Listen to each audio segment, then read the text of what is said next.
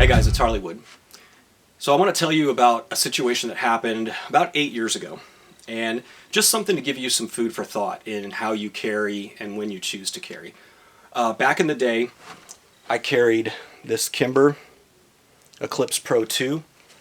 This was the very first firearm I ever purchased, and I still absolutely love this gun.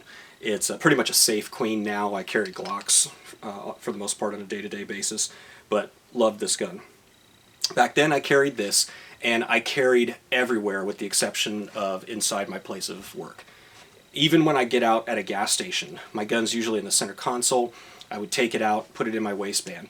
Now, when I get back in the truck, I put it back in the center console, but if you've ever seen any of my other videos, you'll know that I have a solution within reach that's not in the center console. Anyway, I carried this exclusively, and I was on my way to lunch one day, and I'm pulling into the parking lot of this Chinese restaurant that I frequented quite often.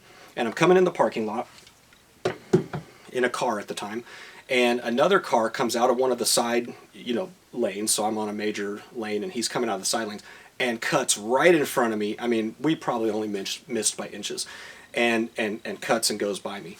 And I just beat my horn at him. Nothing rude, I didn't lay on the horn, I didn't do anything stupid like that. But I look in my rearview mirror, and I can see that he's turned in the parking lot, like a direction that he probably wasn't going. It just didn't look right. So I continued, and I parked, and I got out, and I see him coming around in the parking lot. And there's only two places that he would have been heading based on the direction he was going. There was a McDonald's entrance right there that he could have been going to, or he was coming back to me. And as I was getting out of the car, I went ahead and put my firearm I used to carry at the 5 o'clock position.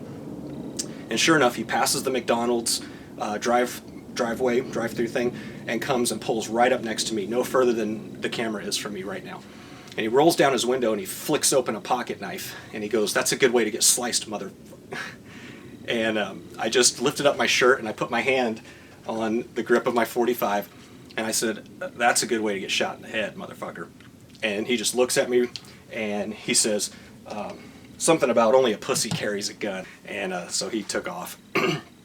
Now, two morals to this story. First, always carry. Second, if you ever have to do something like that and you have to reveal your firearm, now I never drew the firearm, but I did lift it, put my hand on it, he saw it, and I didn't know who else may have seen it. The restaurant was right next to me where I was headed for lunch. There was the McDonald's that he could have went into.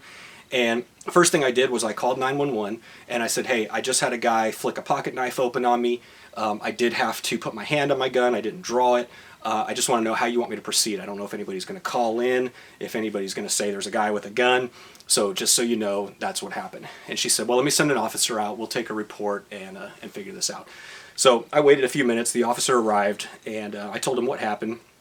And he said, "You handled it perfectly." He said, "Thank you for calling us." I said, "Do you want to, see the gun? Is there any? Do you need to see my carry permit?" He goes, "Nope, absolutely not." He said he was really cool about it, and he said if the guy had opened his door and removed that barrier that was between you and him, he goes, "I wouldn't have cared if you'd laid him out right here on the ground." He goes, "I would have shook your hand." And I was like, "Wow, all right, cool."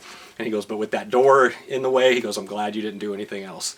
And I am too, but I don't think anybody wants to get in an actual self-defense situation where you have to use your gun, but that's kind of how it rolled out that day. And I still to this day, I think about that every time I get out, and you think, man, it's a pain in the butt to put your gun on, but you never know when you might need it. It could be pumping gas and some dude runs up behind you. Even when I'm pumping gas, I've always got my back right up against the pump, and I'm just watching to make sure that everything's kind of kosher around me, because you just never know.